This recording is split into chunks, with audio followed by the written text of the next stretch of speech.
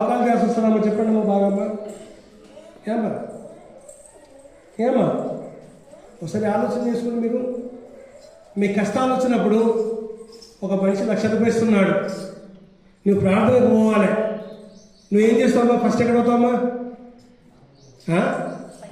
ఎక్కడ ఎక్కడ పోతావమ్మా నువ్వు?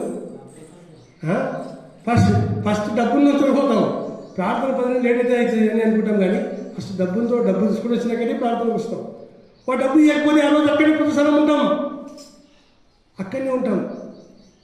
కానీ బైబిల్ ఏమంటుందంటే నిజంగా తనను ఆశ్రయించిన వాడి ధన్యుడు. ఎవరితో దేవుని సంబంధం ఉందో, ఎవరైతే దేవుని పైన ఆధారపడతాడో ఆ వ్యక్తే ధన్యుడు. ఆ వ్యక్తి ధన్యుడు. ఎన్ని మాటలేమా? ఫస్ట్ మాట ఏం చెప్పినామా? ఫస్ట్ మాట తన పాపంకు ప్రాయశ్చిత్తం వాడు ధన్యుడు. సెకండ్ మాట తనను ఆశ్రయించిన వారు ధన్యుడు. ఈ బాగా గుర్తుపెట్టుకోండమ్మా మీరు, ఒక సింపుల్ చెప్పిన తర్వాత. ఫస్ట్ మాట ఏంటమ్మా? తన పాపం పరిహారం వాడు ధన్యుడు. రెండో మాట తనను ఆశ్రయించిన వాడు ధన్యుడు.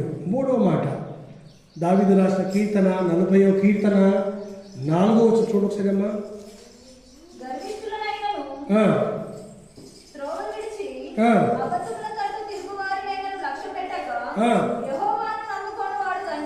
యెహోవాను నమ్ముకున్నవాడు ధన్యుడు.